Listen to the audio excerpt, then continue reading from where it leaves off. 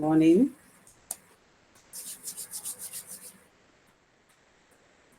Okay.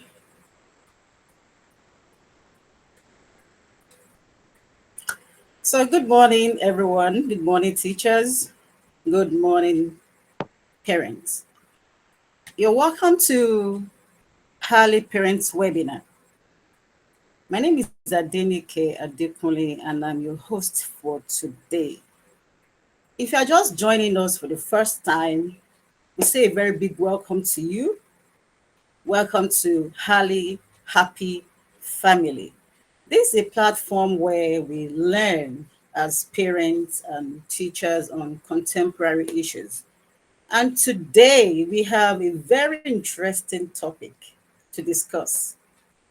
Oftentimes we are always concerned about our child's or our children's grades, but we pay less attention to their mental wellness.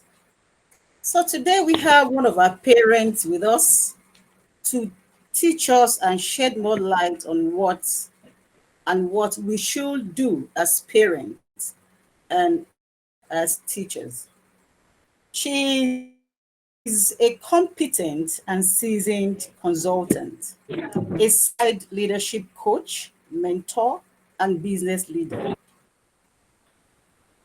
CEO and lead consultant at Core Skills Informational Academy, doctorate degree in education, planning and management at Prowess University, USA, certificate in public leadership and policy, SSA to the Director General at the Chartered Institute of Mentoring and Coaching, certified business consultant, School of Consulting, UK, expert level. Fellow at CIMCN, IMC, and PACA. Author of 28 books. Wow. Brand ambassador at Ulysses. Training and development lead at Equip Nigeria. Recipient of several awards. Wife and mother of two young, astonishing leaders. That was impressive, I must tell you. So please join me welcome Dr. Toyin Sam Emehelu. Good morning, Dr. Toyin. Good morning. This is Adenike How are Adekunle. you today? I'm doing exceedingly well. Grateful. So we are glad to have you. You have the Thank floor. you so much, ma'am. Just Thank you for so much. just for back check, I hope we started recording already so that we wouldn't have. I always want to be sure when I'm actually taking a better session. So please do confirm if that is on so that I can. Your mic is muted.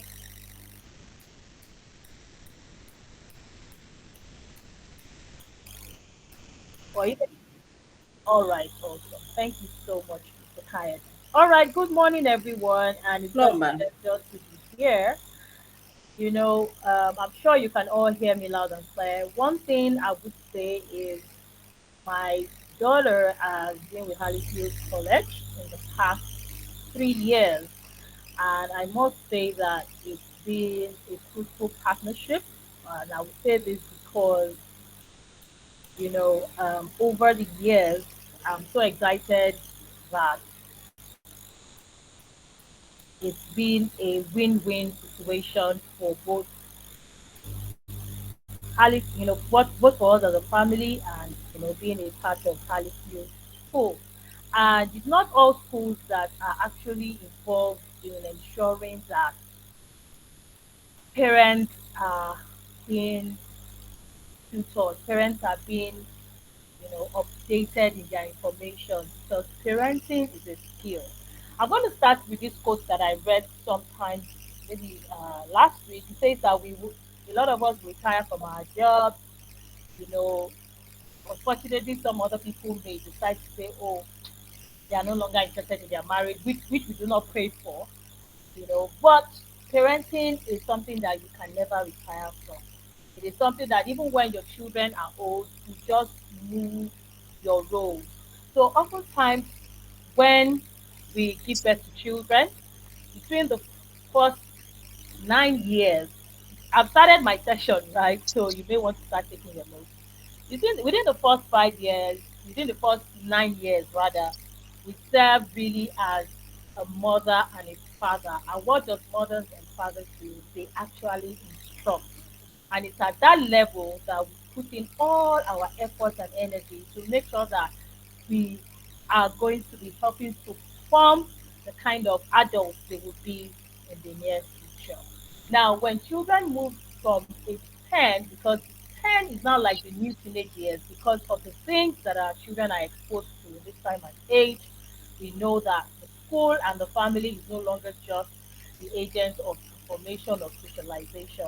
It expands across so many things that and so many areas that could and would likely be beyond our control. So at that point, we mentor. And to mentor simply means to provide support, to provide guidance rather, and to make sure that they are put on the right path. And at the same time, we don't also want to raise children that are not independent thinking. So we want to make sure that these children can think independently once in fact, once they are older, but the level of, I mean, once they are like 7, 8, but the level of guidance will then be a bit different. Once the children are 18, we then become matriarchs and patriarchs. What do matriarchs and patriarchs do? They focus on legacy.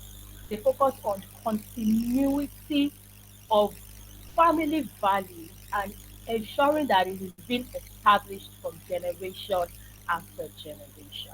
So today I'll be sharing briefly on building resilience, strengthening your child's mental health, and I have just one major assignment.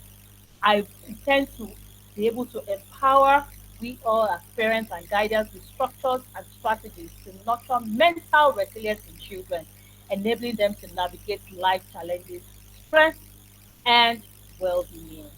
All right, so quite a lot has been said about me. I just want to emphasize on a few things. So CICMCN is Chartered Institute of Mentoring and Coaching Nigeria. IMC is the International Management Consulting and then the Pan-African Consulting Association. Training and Development Lead at Equip Nigeria is the non-for-profit organization for John C. Maxwell, and I'm in charge of training and development for the entire 36 states. The beautiful thing is that these trainings and development programs are totally free. And so, if you want us to come into your organization to do this, it's actually John C. Maxwell that scripted it. We have videos and it is absolutely free. You can just reach out to me. And I've been able to do quite a lot with the sustainable development goals, and it's been an amazing journey being an educator for over 27 years of my life and then being a consultant in the last 12 years. So I'm going to be starting us with uh, a short video, and I believe that we can still see my screen. Please do confirm for me if you can still see my screen. Okay, so it's better to have a sound, but for some reason I think having sound um, with people makes is always a bit easier. So what I would just encourage is that keep our eyes on the screen. And now what I'm trying to show us, I think I need this video to start. Okay, this particular video is talking about a child that got into drug addiction and all of that, and how she was in her college years and you know see the diverse aspects of all of this. But I'm not really emphasizing on this because this is not what I'm really looking at. We are really looking at this particular topic. But here we're talking about the impact of screen time on our kids. And so it's showing the adverse effect of screen time. Okay, and the first thing we can see there has to do with excess mobile effect on children. So you can see this girl, she's sleeping, but you can see her hands still moving as though she's watching the movie. It has effect on their mental health, which is the point I want to drive in. Definitely, it has effect on academic performance on children. There is a level of sedentary and obesity and other things that can equally affect children. So the screen and mental health has a lot to do, right, with how our children can cope. Now, there's another secondary effect video that I'm going to be showing us. Don't mind me. I don't like just talking or just showing text. I love the infusing of videos. Oh, sorry, apologies. Yeah. So now this particular video is talking about every parent, you know, what we need to do. So the first thing that says that we have to believe in our children. That no matter what, I love there was a saying that I read sometimes, and it says no matter the impact of the world out there, the family still stands as the strongest influence in the life of the child. Now the question we need to ask is how strong how strong is our family? Do we have family vision? Do we have family mission? Do we have family core values? The family is the smallest unit of organization in every society, and so we have to put as much effort that we put into our work, into our businesses, into our family. I remember 15 years ago when my husband and I were about to get married. One of the first things that we did, even while we were dating, was to sit down strategically to craft our family vision, our mission, and our core values. And over the years, when the children came and when they started growing, by the way, my daughter will be turning 14 and my son is turning 11 this year, right? So while they started coming in and started growing, remember what I said initially about being able to also raise independent thinking children. So we then started getting them engaged, and just like any other organization, vision, mission, and core values, we have evolved for time. Then what we then did was we make sure that we started getting their opinions, and also we decided to allow them to give us feedback about our parenting styles and strategies. And this was very helpful. Okay, so the first thing we need to do is that we have to be able to believe in our children, irrespective of whatever it is, and we just have to be their number one cheerleader. It can be difficult, but I tell you, it's very, very important. Now, the second point is that we have to be consistent. Consistency in any aspect of our life, but especially in parenting, is a higher calling. When we by the way, even when we set family rules, when we had our media plan, because I can't do everything that we need to learn in this, I have just about less than 60 minutes to share everything, but I'm just going to be able to touch on it because what I'm saying today is deeper than what I can say in just this few minutes. So when it also comes to consistency, when it comes to our being able to talk about our family rules and everything, it's a call because everyone agrees to what rules you should abide by. So whether you are a father or you are a mother, you should be held accountable, and we have to be consistent. We won't say because you are feeling happy today, we wouldn't follow through with consequences and all. Now the third thing is that whatever um, um, the child has done, maybe not too well, or so we need to celebrate progress. So as parents, we need to learn how to compliment. We need to celebrate progress, against success. I'm not saying that we should not celebrate success, but even if a child probably behaviorally or in academics, whatever it is, the fact that the child has been able to take one or two steps. So, say for example, um, at the beginning of the academic session, we are all looking forward to our child maybe probably um, doing exceedingly well. But even if it was a little that they did, we need to be able to celebrate small wins. And compliment should not just be, there's a way our brain works. We easily pick out for things that are negative and not things that are positive.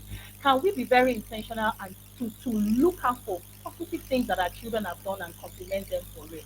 So, take for example, they laid their bed very well. We shouldn't feel that. I mean, that is normal. That is what the child should do. We should then go ahead to make sure that we compliment the child. They washed the dish properly. They already took initiative. They were proactive in doing something or one thing or the other. It is important that we do this. Okay. So another thing is that we need to set high expectations for children. Now, the beautiful thing about children is that they always look forward to meet and exceed our expectations with them. But while we set those expectations, let's make sure that they are very realistic. A lot of times, what I always tell myself and what I always try to tell people is that try to switch the heart try to imagine yourself as a child and and then the child becomes a parent, and then you will be able to empathize with them. You're able to see the fact that an average child's brain will not get developed until the age of 21. So even if we have teenagers and we feel that, oh, they should know they have big bodies, as my second degree is in educational psychology, and it talks a lot about how the human brain develops. And despite the fact that children and they begin to have body size like we adults. I'm sure for some of us here that have teenagers, they even look taller and bigger than us, right? Like my daughter is just about my height as I speak. But the truth is that I have an understanding that yes, even though she's a daughter, she her brain is not yet fully developed, and in as much as I set high expectations from her, it has to be realistic. Okay. So another thing we should know that, see, whatever the case is, we are the number one teachers of our children. No matter what we think that, oh yes, the school should do this, the school should do that, the highest, even if our children got into Halifield at age 3 and what have you, okay, one thing we should know is that max by age 16 they are out. So what happens after age 16? What happens? We are left with these children to nurture, to cater, to educate, to transform.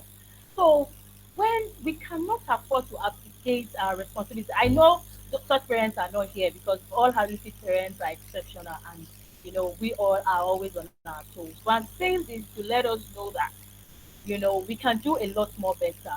We can be very intentional with children. And please, I want us to start writing down our questions, our aha moments. That is one thing you heard that really struck you, because I would really like to get feedback after the session. I would also like us to write about the changes we want to make, because learning hasn't taken place until there is a desired change in human behavior. It could just be one thing. And then, of course, I look forward to our questions, our comments, our aha moments, and the changes we would like to make. So now let us look at screen time. Now, this screen time is a big deal because it has a lot to do with mental health. According to the American, what do we call it now? The American Pediatric Association, it is being said that children under the age of 2 years should have zero screen time. Can you beat that? For a lot of us, when we are in church, we don't want them to disturb us, or we are in mosques, or we are even at a gathering, we just hand them our phones and viola. So it has a lot of adverse effects. I'm sure we can recall that video that we watched about that child. She was supposed to be sleeping, and then she has her hand just still working on her palm. Why? Because she has actually asked too much. In fact, the only reasons why they advise that children under the age of 2 should, all they should need to do is video chatting and with family or friends. Now, I'm sure some people will say, but also for educational purposes. Did we know that there are better ways in which we can engage children under the age of 2, even without them learning to the use of screen, right? So remember that while I was introducing myself, like I said, I'm a brand ambassador with U Lesson, which is an edtech company. And one of the things that when they consulted me, they were like, "Oh, what do I think about having content for children?" I said, "Well, professionally, it's not. I wouldn't encourage it, because this is a time when children need to have enough nurturing connection with the real world. I don't want to bore us, but if we want to do a bit of research about the Montessori method of education, where they can use, because sincerely, that is the time when their fine and gross motor skills need to be developed. Now, I'm going to explain that very briefly. Fine motor skills is how they can do a lot of things with their hands, and gross motor skills is how the different parts of their body will begin to develop so that it can be useful, and they will be able to um, make the best use of their body. You will see that even some adults, just because they didn't, their fine and gross muscle skills, their muscles were not well developed during, when they were very young. It begins to affect them. So the only time that we are expected to actually have children do this is maybe when we are having video chats with family and friends, which I think that most of the time they can't even really express themselves. So maybe it's just to, take a look.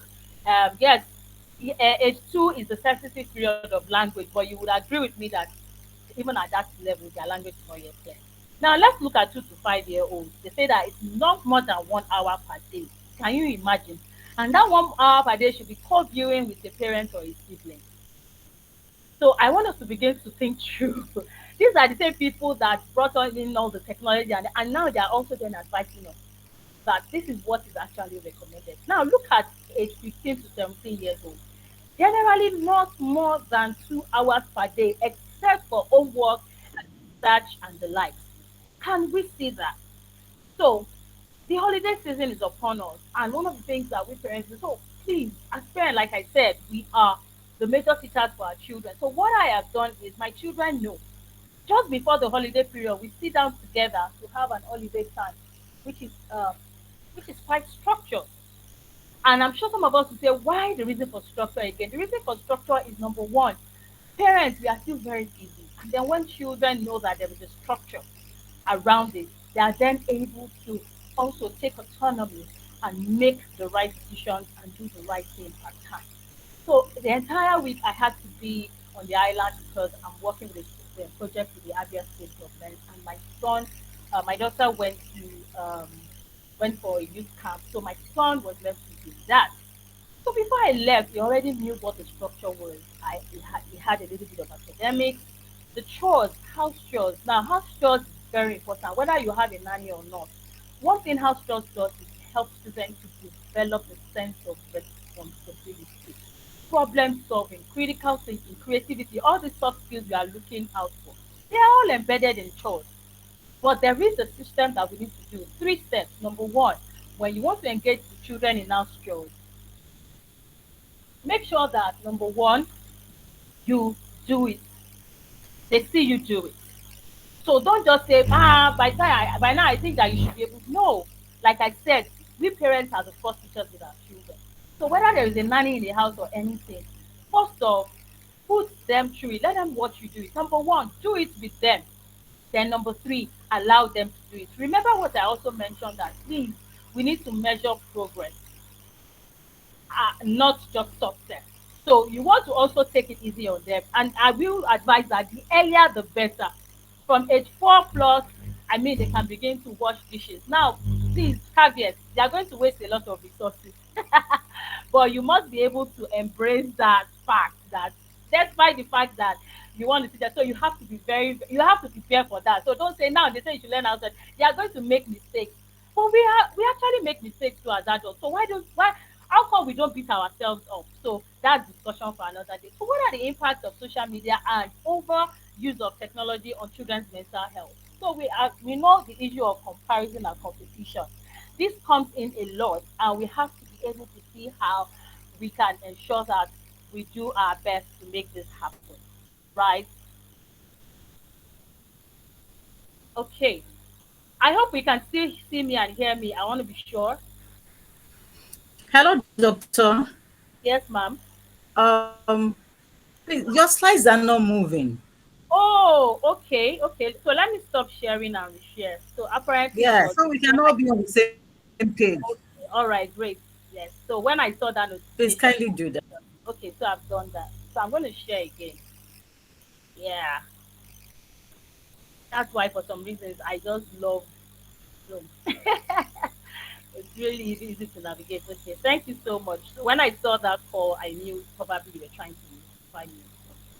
Please let me know if you can see my slide now.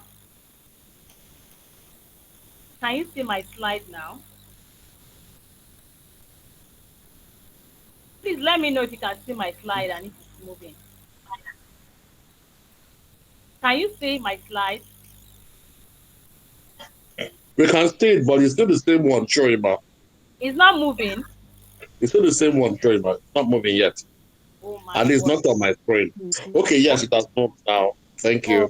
all right. Okay, great. So what was the last slide you saw? I guess it was this one. When I was able to click on the link, was it this one? Was this the last slide you saw?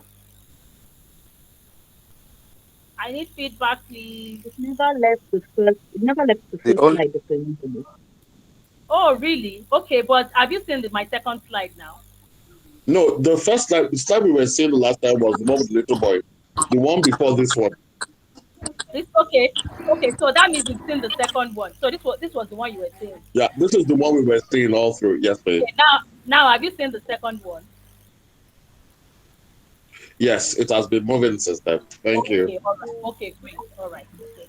So let me just go back to where. Okay. So now let's take a critical look at the impact of social. So the first thing is comparison and competition. Excess use of exposure to social media and online. So you may say, "Oh, my children are not on social media." It will shock us because now the children of this generation, especially our teenagers, they've left the very popular ones for the non-popular ones. Okay, so you have our Discord, you have our Butter. How many of us have heard about this? Let me see your hands. If you have heard about these social media handles I'm mentioning, Discord, Butter, and a whole lot of them that we are not aware of as adults. So it is imperative that we have conversation and we also network with our children. Then the second thing is we also want to protect them from cyberbullying and harassment. All of these impact a lot on their self-esteem and their mental well-being. Of course, as we have mentioned before now, sleep disruption and addiction is also very, very, very common. And we will say they're on holidays, let them just go and sleep at whatever time. So one thing I would encourage is that as much as they're on holidays, I think it's good for us to give them more sleep time. But the best way to actually ensure that they had quality sleep is to monitor and be sure of the time they went to bed. Okay, so prior to the holiday, I make sure my children go to bed latest by 9 p.m. But during the holidays, I extend it by say by 1 hour and they submit all their gadgets before going to bed. Now, this is also for me to be able to show that now during the holiday they've had more than enough sleep that they needed because during the school year it's always very tedious because they have to wake up very early to get ready and be on their way to school. And then of course the place of fear of missing out, even we adults first foremost, and we also discovered that children of nowadays they find it very difficult to socialize, and there's also the potential of isolation. And we all know what thrives in isolation: suicidal thoughts, sometimes suicide mission itself. Sometimes we know that probably they are even in a wrong community, especially virtual communities. So they see that place as their coven and their haven. So why does resilience matter now? Because we are combining both resilience and we are looking at the mental health of the children concurrently. Now, resilience, like we all know, is the ability for people to bounce back after a major setback in life. And one beautiful thing about resilience also is that in the 21st century, it is not just a skill; it is a survival strategy. I'm going to repeat that statement. Resilience is not just a skill; it is a survival strategy.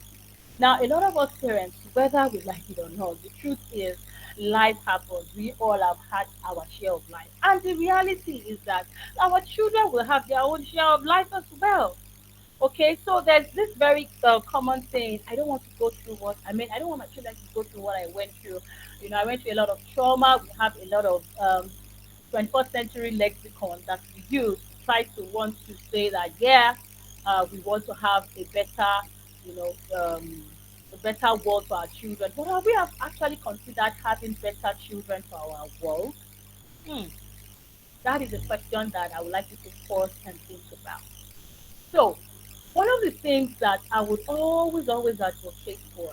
Now, let me tell us a very short story. So, when our children joined Halifield in year one of the first way in which, so I when I teach, I do tell people that by the grace of God, I've been able to model to a large extent whatever it is that I teach. I'm not saying that I am perfect, but I'm going to be citing real life examples and all. One of the things we then did was we told the school that we wanted our daughter to be coming home by herself. What? That sounded very strange to a lot of people. So we live on the other side of Main Day. I don't know if you know of us are conversant with Maryland Housing Estate. It's just after between the Emmanuel Street and all of that. So that still requires some level of street smartness. Now we didn't just throw her out. So in our final year in primary school, when we knew that okay we were settling in for Halifax, we started driving her through, taking Oki Lane, then under the bridge to the Cane Village to come towards our side. And then we did that continuously. So we didn't pass any other road. Now, the reason is because we wanted to make her familiar with that particular route so that she can always do our way to the house. That was the first thing we did. Now, the second thing we did was one thing I do with my kids is when they leave private and they're about going to secondary school, I don't enroll them for any summer classes. Why? I want to take time to inculcate with them the right skills. I want to take time to have a lot of conversation with them around secondary school life and secondary school education. Yeah, maybe because one of the reasons is that I actually had sincerely like a dysfunctional childhood when my parents were separated and they are still separated as I speak. And I was raised by my single mom. So there was a lot of things she took for granted, but somehow, somewhere, God rescued and was there. And then we had significant others such as mentors and other people that served like single parents. Now, so I then told myself right from when I was single, I'd read a lot of books about parenting because of what I wanted to do. And even at that, as I still speak, I am still enrolled in a lot of parenting courses because I know the kind of family I want to be. And by extension, reach out to as many parents and as many children that I can use my knowledge, expertise, and exposure to bring about positive effects. So now, fast forward to my story. The very first day she resumed, yes, the very first day she came home that very first day. I wouldn't say that it was, you know, easy on me as a parent, but I had to put the big picture. I wanted resilience. My husband and I had discussed extensively, and I'd already told her how to avoid the dangers of the road on our way back. You know, from school. So we still take her in the mornings, right? Because we don't want her to get there late, and then we want to make sure that she has enough mental strength and mental agility, and not feel so weak physically just before the class. But coming home, I mean, she's coming home, so we had already made up our mind that she was going to walk back to school. So the very first day when she went to school, my heart was in my mouth, literally, like an average parent feel. I wouldn't say that, it was all smooth and all of that. But something just told me that I had done what I was supposed to do and that I should just allow things to go. Right? So school was to be done. I think first week. I can't remember now. Please, can you tell me when we usually close first week? Can anybody help me on the call? Halifield teachers on the call. Sorry, what was your question, Dr. Behedu? My question was at what time do we close first week? I mean close um for the day. Okay, so I think it was No, at first about two week we thirty. close at 2. Well, we close at 3. First week. Okay, we close at. Thank you so Yes. much, Mr. Sam. We closed at 3. So we had calculated. So what I'd also done was that I'd done a walk with her, and then we had calculated that maximum by say 3:30 she would be back home. So when it was 3:30, myself and my younger brother were a bit anxious. So what did we do? And then my son was like, "Mommy, don't you think we should just go to the estate gate? At least we could be able to view from the crescent if she's on our way." So, I had been trying to form, mommy, and then when my son came with that suggestion, I just literally jumped off my seat and then I went to where my foot were, and we were about heading to the gate. And just as we were about entering into our estate camp, we just heard somebody saying, "Hello," and you can't imagine the kind of way we all rushed towards her and hugged her, and I was so proud of her. And like I said, I complimented her greatly. So what did I then do when she came into the house and then asked her, "So how was it?" Right? I wanted to get a feedback, and she said, "Mommy, that it wasn't that easy. That she actually even met some people that were, smoking some weed." So caveat, I'd already shared a lot of things about the chances of things that she was going to see on the road. Now, I'm sure a lot of us on this call may be wondering that is very risky. What if she was kidnapped? What if? Did you know that it's actually in areas where we have high insecurity? That is where we need to build strict smartness into our kids. Now, you may not be as engineering as my husband and I were, but like they say, the rest is history. She's been trekking home since then, and our younger brother is joining her in September, and definitely that's going to be the same thing, right? And then, of course, during this holiday, what I then did was I took her to Liverpool Market. We went together. I did the same thing, and by the following day, she went there and she was able to buy some items. Now, I'm saying all of this because we have to be very intentional as parents. What it then does for them is adaptability and flexibility. You realize that they are able to see and walk and become a lot more confident. So there's a slight difference between self-confidence and self-efficacy. Oh God, I will not be able to explain that because of time. Then the place of emotional regulation. When we build resilience in our children, when they are confronted with difficult circumstances, they are able to control themselves. They are able to compose themselves. Maybe not in all cases. They may still definitely cry. Remember that their brains are not fully well developed, and we have what is called the amygdala, which is an emotional hormone that tends to hijack our emotions even as adults.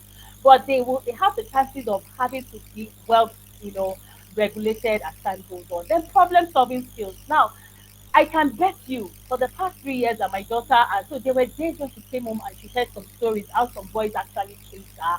And I'm telling you, so, but did you know that in all of this, so of course with a lot of prayers and all of that, in all of this, she had come home.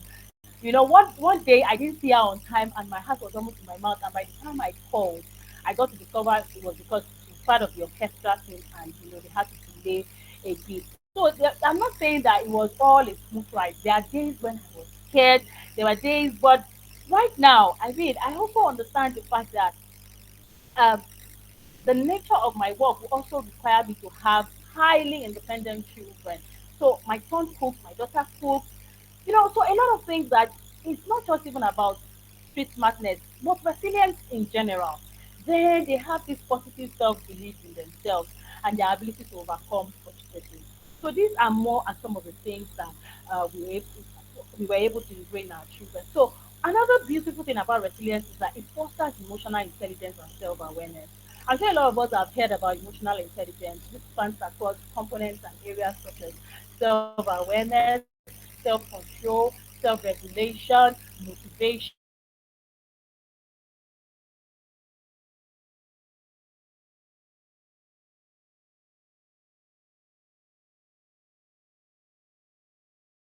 and also express their emotions. Now, what I want to say is that as adults, are we able to even name our own emotions, and label them? It helps them to develop emotional vocabulary and understanding of what is happening to them at times. Then self-awareness, resilience, when we build resilience in our children, they are able to practice empathy and compassion. And this has a lot to do with being able to not just understand their own perspective, but also the perspective of others. And then the place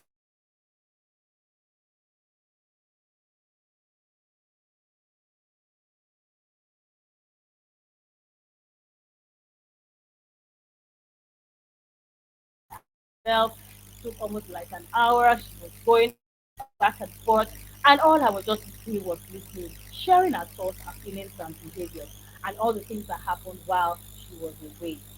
Now, I know that one thing we'll then begin to say is, how do we then begin to cultivate healthy strategies? I would always say that, see, if parenting has not changed you as a person, the fact that you're a mom or you're a dad and you have not experienced some form of transformation, then probably we have not been parenting as we ought to. All of these things because we as adults too, we need to continually build our resilience and emotional intelligence. We want to have some relaxation techniques where we do deep breathing, we have some mindful meditation, and then we are also able to, you know, how do we control our stress level. It's very important. Physical activity, as much as possible, regular physical activities help to reduce endorphin, reduce stress, and improve mood. Now, one thing that being too much on a computer or being attracted too much to technology is sedentary lifestyle. So during the holidays as well, we do a lot of times when we have evening work, with the kids sometimes, because in the mornings we want them to have enough sleep as they should, and then we also internalize a lot of connecting tools that we can do 30 minutes, 1 hour. I'm sure sometimes say that where do I get the time? It's because you are an educator and all of that. But when whatever really matters to us, we make the time for it. Whatever doesn't really matter, we make excuses, and that's just the truth. And then we want to also want the children to have creative outlets. Okay, things like art. My daughter is very artistic in her nature, and one thing I've also done during the holidays is that gotten a lot of yarns, a lot of what will I say now, crochet and all of that. So identify that which is for your child at time, let them in. I have canvas. I have a lot of paintings. In my house, I have keyboard. I have clarinet. I have violin. I have to invest in all these things because they are very healthy outlets for expression. So my son is more scientific in nature, and he's smiling at me right now. Go and read your Bible. More scientific in nature, and so what did we do? I got him something as little as hand lens, right? And during the holidays, he wears his hat, he wears his boots, and he goes around the environment, looking at the greens and all of that. Another thing he loves to do is to read a lot. So I'm invested in buying a lot of hard copy books. In fact, if you look, my house is like 50% books, 50% any other thing. Outside of that, one thing I also do is he loves to write and express himself in scientific, fictional ways. And that I also encourage him to do. While I was away, he decided to write a fictional story around science fiction. And he's just getting into year one. And by the time I came in, I was literally blown away. We also want to make sure we create healthy social interactions. One of the reasons why I love the fact that my daughter went to the camp was they were out of electronic gadgets the entire week. And I thought that you see, it's possible you won't die. And they were able to also meet a lot of other people. And as parents, how do we also model social connections? Are there times when we actually do away with our phones just to make sure that we have social interactions with them? We need to also provide them with supportive environment. This is very, very key. Open communication. So recently, my husband's aunt came to visit, and my son was giving a feedback that I didn't like the way she was speaking, and then I had to tell him. I said, "Come, daddy's aunt is in another generation." He said, and she wouldn't even say please. And then I laughed. When we were growing up, you can't just imagine we're expecting your parents to say please. So I told her, I said, so that's one of the reasons why you have to appreciate us as your parents because we use our magic words when we are having conversations with you. Your dad's aunt is almost getting to her 60s, so she lives in a different generation. So, it was because of the open communication that we're able to have this interaction and all of that. And then unconditional love. We should actually ask and pray to God to show us how to love our children unconditionally. That's one of the things that I've done because it is actually thought way, whether we are Muslims, we are Christians, whatever religion we practice. I think love is a universal language that cuts across every different sphere. So I usually just ask that God help me to love my children, help me to love people the way you have loved me unconditionally. Right? And then positive reinforcement. Whatever we want to see repeated must be praised, right? And interestingly, a lot of us don't know. Whatever you want this to do. So even if it is that you are emphasizing on the things that the children just did not do well, do you know that that is what you are reinforcing? That is called negative reinforcement. So it still boils down to what I said about catching them doing something right and just acknowledging, complimenting, and praising them for it. And then, of course, like you have said before, limiting screen time. Self-healthy boundaries for screen time, encouraging offline activities and fostering balance between technology and the real world experience. So one thing I've done is so if they're traveling to use their cousins next week. And do you know that for the past 1 week I decided not to renew the Wi-Fi in the house. It was very intentional because I know that this is the holiday season and the tendency that they will binge more on those devices is high. And I told them until we get to Abuja, I'm not going to renew it, and that's just it. So we then want to empower children to manage stress and anxiety because they don't know how. Like I said, children's emotions are fickle. Why their brains are not yet developed. You would even be shocked at some of us adults how we still have outbursts at our emotions and all of that. So number one, so as I'm saying this, I want us to first of all internalize it, make good use of it as a person before we even extend it to our children. We need to be able to identify our triggers. What are the things that make us, you know, stress or give emotional outbursts? So for me as a person, I know that when I'm tired or I'm stressed, I'm cranky. So what I usually do is I can just tell them to say, hey kids, hey people, I am stressed out right now. So please just take it easy on me. And then I take a nap. Well, I would say I'm great. So sometimes I can take as little as for 5 minutes, sometimes 1 hour, and then my emotions is back and it's being well regulated. So we need to all identify our triggers too as adults, and then even as children, we need to let them know. So when things happen, oh, could you remember what we said about being able to label their emotions and all? Then secondly, problem solving skills, encouraging them to break down challenges into manageable steps and finding solutions. But we have to create that environment because right now, a lot of things get done at their beck and call, and all of that.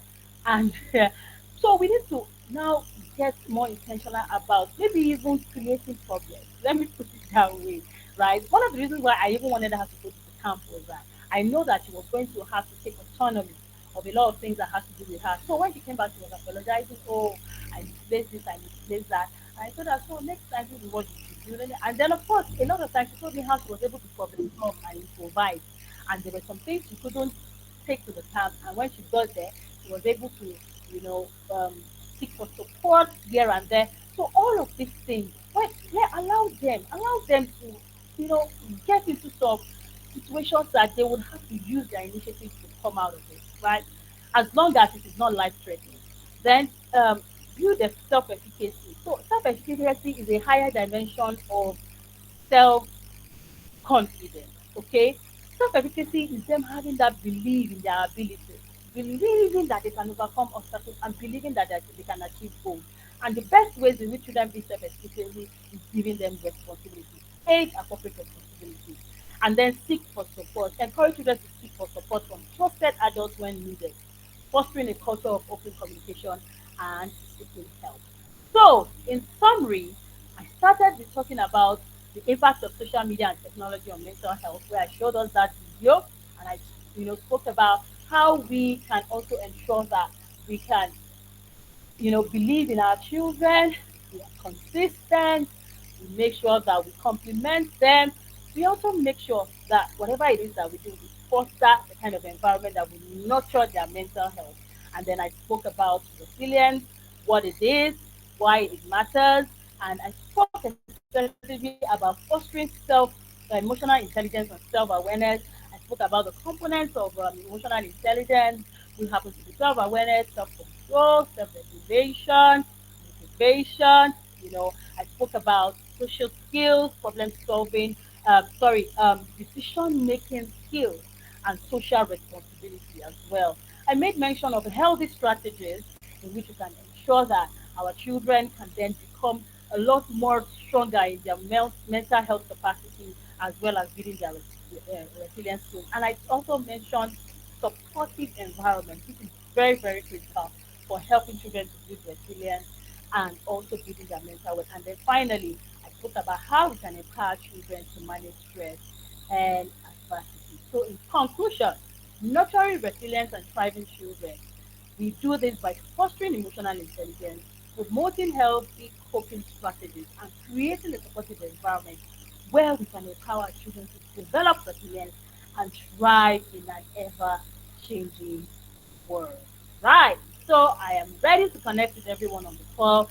Thank you so much to the management, staff, and the entire community at Halifield for having me um, be a part of today's webinar. I want to say a very big thank you, and that will be all for now. Thank you, everyone. Over to you. Let me stop sharing my screen. Our able moderator, I think that is that's a key. So I'm done.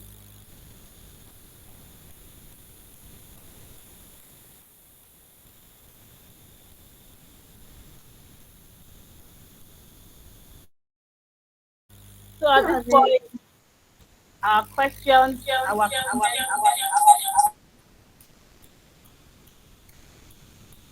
Okay, thank you so much, Dr. Emehedu. That has been such an amazing speech you gave us and discussion on resilience. Um, I think Miss Adekunle probably got bounced out, signal issue. All right, so Hali parents, Hali team. We have heard everything Dr. Mehelu has told us this morning. If you have questions for her, please, now would be the best time. Let's shoot our questions. Please, if you can indicate by raising your hand, and we'll take it from there. We can proceed. Any hands up?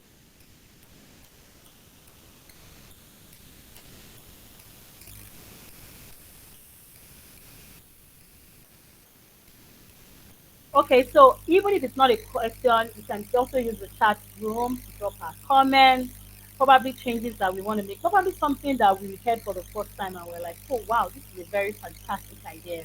Because I would love us to be engaging. We have over 60 of us on the call this morning, and I believe that if we had followed through the conversation, it would be a good time to give feedback. I mean, that's the least that we can do. Alifield has been gracious enough to actually have us to come for free. Okay, over to you, Mr. Sulaiman.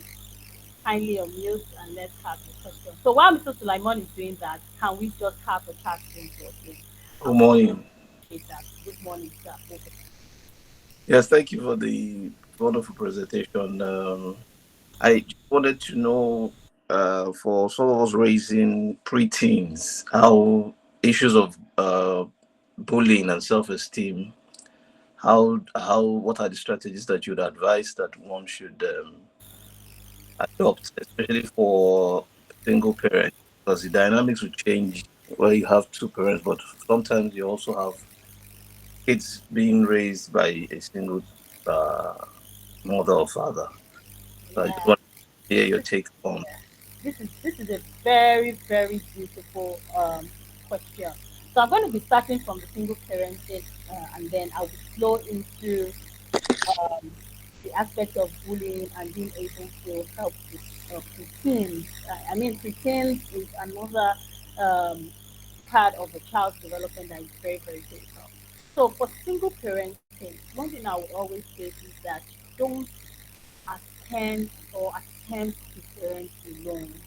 There are trusted adults and significant people that you can also, bring into your space to co-parent with you.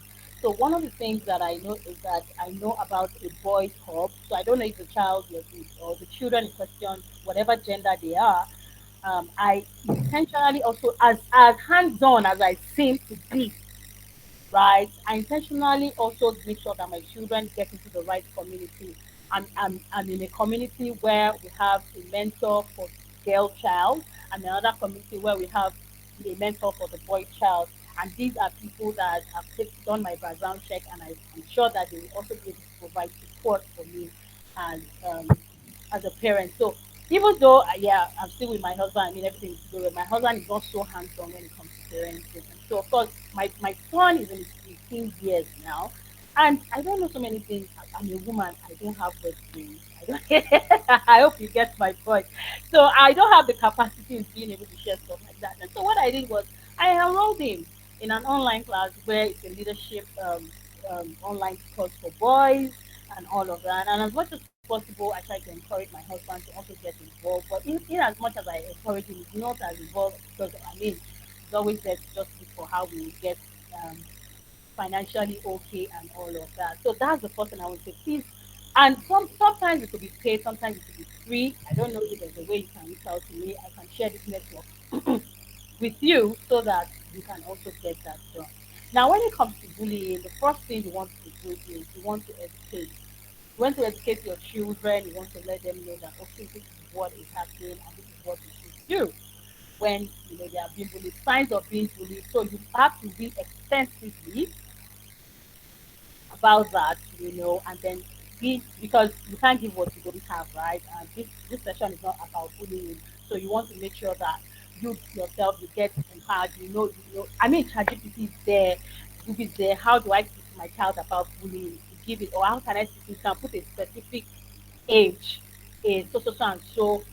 So all these technological tools are not just for our work; they are also very hands-on tools for us to be able to do things around carrying out research for parenting and any other things in our lives as individuals, right?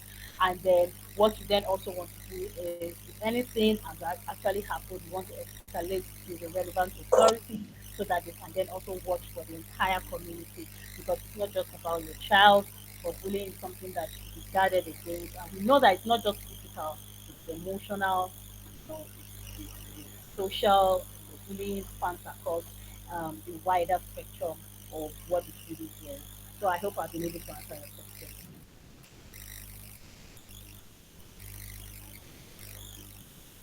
Hello, sir. I hope I've been able to answer your question. Are you Yes, still there? thank you. Thank you, ma'am. All right, thank you so much. All right, any other person? Like I said, I'm looking forward to your aha moments, the changes you want to make. I'm sure Harley parents, because I am one, please support your sister. Don't let me feel lonely on this call. If you have other questions, it will be very good to hear from us. All right. Um, Maybe one other one, because I'm sure that we all are also learning from this question. Okay. It could be a scenario, it could just be a comment. Okay. Just to be sure that we all are actively engaging on this call. Thank you. Thank you so much, Mrs. Mehelo.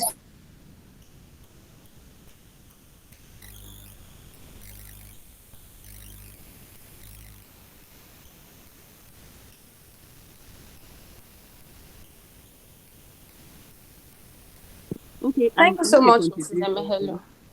Okay. So, I have a contribution on I, my own aha moment. Okay. Um, Go ahead, sister. Dr. Mehdi, thank you so much for talking about how we can kind of empower children to also believe in themselves.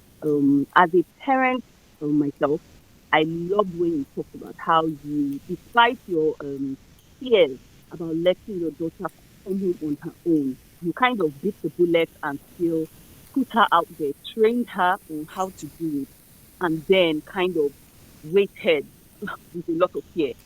I do understand that we, parents of this generation, we kind of are wary of having our children kind of go through the hardships we did. But yet, in that, when they do go through not all of the hardships we did, but some of the hardships that we went through that made us who we are today, kind of able to stand on our own, that in itself is what kind of makes, or I would say, made us greater, right? Yet we are so afraid of our children going through that. So for me, my own aha moment was knowing that, you know what, I have to kind of get my kids to do Yes. some of the things that I did. Because really, I tried once with taking my daughter on a keke and, the, shock in her but I realized that that is part of what she needs to Yes. see. She needs to Yes. experience I take knowing them how to on take board. public Yes, I transportation, take them on you board know. a lot of times. Yeah. It's an So for intentional me, thing. honestly, that was my light bulb moment, Dr. Meheli, knowing that, Thank you know you. what, all protection is not healthy for them. It's probably Yeah. going to stunt them Yeah. and their own growth and Yeah. their ability to believe in themselves. So that Absolutely. tomorrow, when that bully rises up against them, because they know they have endured some hardship and they have, that kind of confidence that I'm me self, I can do it. Yeah. Then they will probably be able to stand on their own two feet in the future and Yeah. be a little bit independent. Yeah. So thank you for that, Dr. Thank Meheli. you so Thank much. you. To add to what you just said, Mr. Akimrade, I had to be away. I was in a school on the island, and then I saw a quote, and it says that, like a child saying that, says, um, too, too little help. No, too, okay, a little help strengthens me. Too much help weakens me, right? And that statement struck me. Says, a little help strengthens me. Too much help weakens me. We have some of us, yes, we have nannies, and then we don't allow the children to even carry their bag or carry their water bottle. We are actually, and it's a bit of like an handicap. Sincerely, uh, as long as it's not life threatening. Like I said, the moment the school vacated, I think the class party for college was on a Tuesday. On Wednesday, we went to Onigongo Market together. I took her to cross that place, and the reason why I can then take the next step is because for 3 years she has confidently walked from Mende to this other side. And the following day I sent her to the same market. She crossed the road. What she was supposed to do there? She negotiated. Are we getting? I'm talking about just now that we just vacated, right? That just happened. And she came back to the house. She came back to the house because a lot of us that have nannies and other, it's good. I'm not saying it's not good, but we have to be careful to make sure that they don't now do so much, because whether we like it or not, we are developing those nannies resilience. We don't then now develop them so much at the detriment of making our children handy. I can't imagine. I mean, a 7, an 8-year-old that can't lay into our bed. So their age appropriate chores is something that I can also still share with the school admin, and then they can then share with the larger group and all of that. If it's something that we all love to have, because the truth is, life is gonna happen, and it's either they are blessing us or they are saying, God forbid, causing us indirectly to say, but my mom did not prepare me for this. So, in as much as we are preparing them for academics, we are preparing them for all these other things, you see the intangibles, which are skills, 21st century skills, which we seem as though we cannot see. They form the foundation and the bedrock for every other thing we want to give to our children. Yesterday evening, my daughter was still telling me that she was just laughing at the people at the camp, that they were literally crying. These are teenagers because they've never left their homes before. And he was like, that's very strange. Yes, we are at that level. So when Halifaeld came up with this topic, when we had the conversation, I was like, I mean, this is something I would really, really love to talk about, because it's something that, by the grace of God, I have been able to exemplify, and I'm still continually intentional about it. See, as much, like I said, as much as I'm a bit hands-on, my children have their mentors, because over time they are very familiar with our voice. So sometimes they take it for granted. I'm not also saying that my children are all perfect, right? But when they go to their mentors, like I said, do your background check. Don't say, they say we should look for mentor. You now then throw your child out there. No, do your background check. Make sure it's a trusted adult. Make sure they are protected, safeguarding, child protection, and all of this. We have to make sure that all those are in place. And then let them fly, just like a butterfly that is trying to metamorphose from caterpillar, and then we are trying to help the butterfly. Oftentimes, butterfly will die. Or when they were even growing up, yes, I think this is a more real example. When they were growing up and they were falling down, they were, and we kept carrying them and say, no, I don't want this child to fall down. They won't be able to walk. We will have, we will have hampered their physical, their physical, their physical muscles. We will have hampered it. But we allow them. So why don't we, now that they are growing, why don't we give them that? I mean, that little support, so that they can be strengthened and not over support. So parenting is also on a spectrum. We have the mild and we have the severe. So whatever it is, let's strike a balance to make sure that we grow independent. I'm so passionate about parenting because I know my children will not grow in isolation. So the more I'm able to share my knowledge and thoughts and help as many parents, the better I know that the environment my children will grow in also safe, right? So that's just it. So I think the moderator was about coming on before Mr. Film. I just shared our moment. Thank you so much, Mr. Film. Thank you so much, Mrs. Emehelu. So we have two questions here in the email. Oh, really? Yes. So one parent is asking, as a parent, how can one recognize the early signs of mental health struggles in a child? Hmm. So this is a very key question. Now, I'm also very passionate about mental health because I have actually been there. I've been through PSTD, post-stress traumatic disorder. I had a life-threatening experience.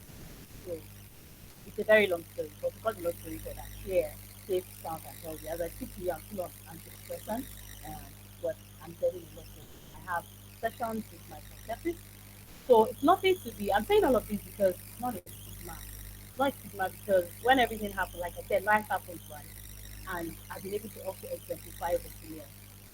So to the question, how do you identify early signs? So like I mentioned earlier, isolation in isolation. When you realize that the child is constantly withdrawing. So yes, I know that some child are some children are naturally introverted. They don't they, they, they get drained by a lot of people around them. By the way, a new school of research and thought begins to say that as humans, we shouldn't box ourselves in all these researches as well, because we are the only creature that has been given the inherent capacity to adapt and be free. So I'm just saying this in context. And it says that even though I said that don't bottle yourself, to say, no, this is me, this is not me. That is actually, you shouldn't take it to line and sinker. So, but back to what I was saying. when we're talking about isolation, then sometimes you just see them um, feeling overwhelmed a lot of times. Um, if, early signs of mental health also could be overly bit over. I mean, jumping here and there. But what I would always say is that once you observe anything like that, don't keep your hands crossed. Don't keep quiet. You have a lot of people now that work in that space. Seek professional help. Therapists, counselors, psychotherapists, psychiatrists. That's when it's getting severe, right? You want to seek the support of what is it called? We know all these people. So you can even just Google them. Who can I seek for support when I'm observing so and so? You can actually also start from having conversation with the school counselor, the guidance and counseling department at the school. Okay, what exactly have you observed, about my child and all of that? Because sincerely, Halifield is a public school, the community is a place where they are approachable, right? Yes, we can disagree to agree, but then I believe that they are all here to support the total child, and then, yeah, yes, we can. So I think basically don't just assume, like the world say assumption is the lowest level of knowledge. But, and then I love the fact that you said, how can we, that means we have instincts, right? Especially as mothers. That is, I'm not saying you don't have instincts, but oftentimes I think God has wired it in us to let, give us that sign. So seek for professional help. I think that's the best bet. Yeah. Over to you, Monica. Thank you for the advice, Mrs. Emehelu. The second question is, as a parent, kindly let us know your routine in a day. Your routine in a day for helping your child build resilience. Okay, so I won't just say it like a routine. So what I want to say is planning. Planning is very essential, right? Uh, so beside me here, I have my goals that I've written for the month. So I do a lot of planning because I have a lot going on in my life, right? And it just helps me to take a lot of stress off my head. So I actually do a lot of planning. As I speak, I have like my 30-year plan. Weird, right? Yes, I can be that very intentional. And it's something that I prayerfully do, and there are systems to all of this. So I won't be able to share it in full, but basically, I just have a picture of what, say, in the next 10 years, I'll be in my early 20s, thereabouts. It's just something I've seen. So I started this practice way back when I was in my 20s. I remember that everything I'm experiencing today was things I planned way back then. There's something called the law of long-term consequences. And so the farther you can plan, I mean, the better it just kind of begins to get there. We are co-creators with God, right? And they are giving us the capacity to also be able to improve them. So I do that. So I remember, like I mentioned to us, that I had a very functional background, and I made up my mind that I wasn't going to allow this thing to continue. It was going to stop this for my own generation. So I started planning for my marriage, even when I wasn't dating anybody. I started planning for parenting. I read books because there's something to parenting before I took up, and I was very intentional. I knew what I wanted, right? And then fast forward. So what I want to say is that, so for example, I have one of the very, very crucial aspects of my planning, is personal life and family, right? And then I have things that every single month. So, for example, part of my plan for this month is for my daughter to attend the Navigate conference, and she has gone. Participate more in indoor games with my son, right? I'm very specific. I'm going to be registering him for the Boys Leadership Academy, right? He has done level one last year. He's going to be doing level two this year. Um, so I'm saying all of this because it's not just about the daily routine. In the year, there's something significant I want to see happen in my family, and I plan for it. So most of the time, it's not about the quantity of time, because if I say it's about the quantity, I'll be deceiving us, and I wouldn't want to say something that is not realistic for us. It is about the quality of time. Are we getting it? And it's also about just being much more observant and intentional. I think that's the word. So, um, like I said, before the school vacated, I had an holiday plan, which includes being also able to watch movies that they like. So I will be forced to sit down to watch a movie like on a Sunday. You understand? So I can't really say it's already ingrained in every fiber of everything that I do. So take for example, I don't wake up early in the morning to cook for them anymore because me, my daughter is growing up, and I think I stopped doing that like 2 years ago. Because when we also are able to intentionally do this work, we will look younger than our age. We will look refreshed. We will look we would release a lot of burden, right? But at the same time, I knew she had gone to camp last. I don't even do chores in my house anymore because I have been able to take them through. So it's a continuum. I don't know how to put it to say my routine. I don't do chores anymore. But guess what? I knew my daughter went for camp last Saturday. And by the time she's back from that, because I was following up on the Instagram, they had an Instagram handle. I was following up and I was seeing how intensive that camp was, and I was like, no, she comes back. I can't actually ask her to chores. So what did I do? I made sure the chores were sorted yesterday before she came. So when she came in, and I said, oh, the chores has been done. Imagine what that did to our mental health. I said, but although we need to wash the food because the food is already there. So yes, I don't know if you can see how I'm balancing things because it would be very um insensitive of me to just came in from class. In fact, she was looking so tired and worn out. As I speak, she just woke up now. And she's been in bed since like 7 p.m. yesterday. So in as much as I'm saying that build resilience on it, we must know how to balance it. Are we getting the point? And it's just we being aware to say that, you know what, just like any skill that we do, you count your cost. You are intentional about doing. You are saying at what point in time. Like I said, parenting is something that you never retire from. And none of us ever pray that, our children will go before us. So they will continue to cycle. But while we are still alive, the work continues. I won't say the struggle, but the work continues, right? So it's the planning sincerely. But maybe my average routine in a day. So my daughter does breakfast, my son does dinner, right? And also coming from the place of having agreement with the child, I would do that because we discuss a lot about them and how we can um, and then lunch everybody just sort out themselves.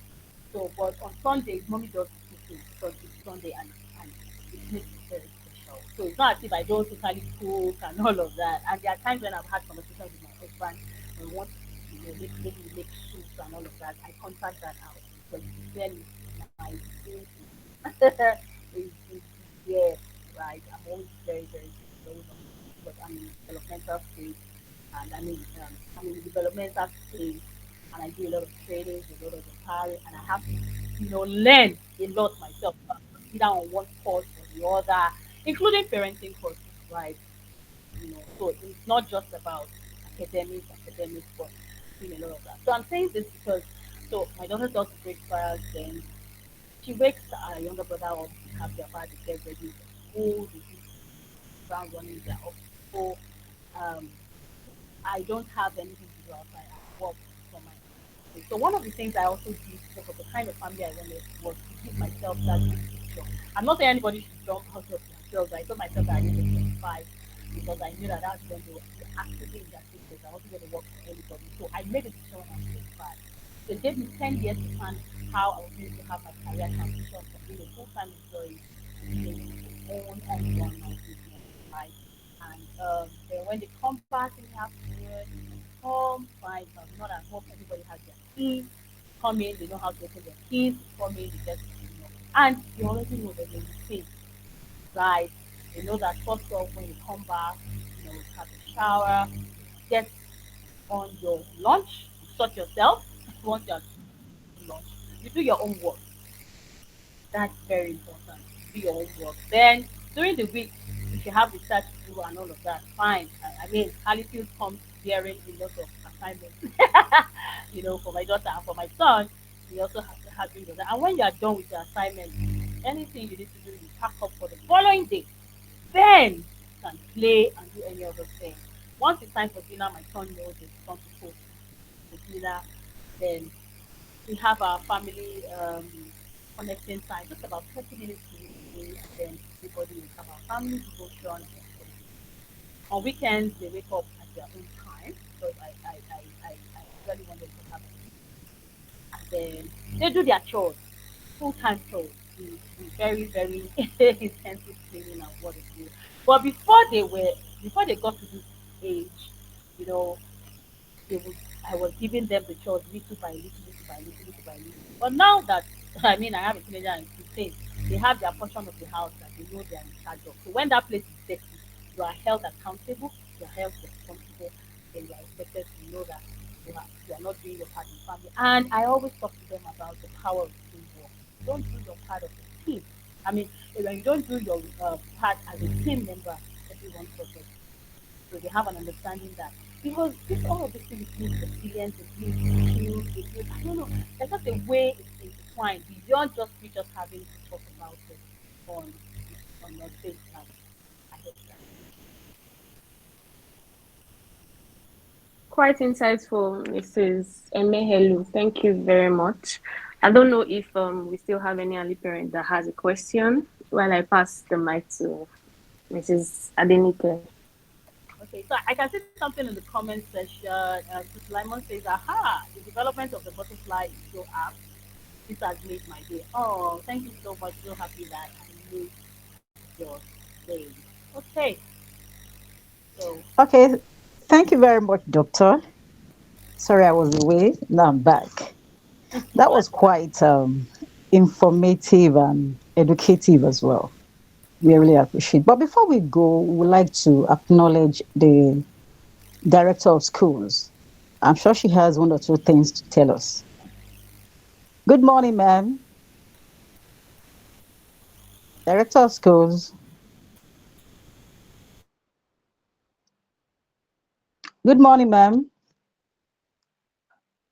Oh, okay. I think she's not with us any longer. Okay, maybe we should take the school administrator. Mr. Kirimade, please. Oh, nothing to say except to just appreciate Dr. Emehelu. I've already asked my Okay, questions and given her my aha moment. Thank you. all right. So, thank you once again, Doctor. We really appreciate that time. You know, it was quite educative and informative, like I said earlier. So, on that note, yeah. So I we think want to. you have a comment in the chat. I think Cindy Okoye is asking that with the recording be available for those who join late. Yes, it will be available. All right. So Continue. thank you very much, Doctor, once again. And thank you, everyone, all Harley parents and staff. Thank you for joining us, and we hope to see you another time. Thank you, everyone. Enjoy your weekend. Bye. Bye. Thank you. Thank you. Bye. Bye. Thank you so much, Dr. Emehelu. Bye, everyone. Happy holidays.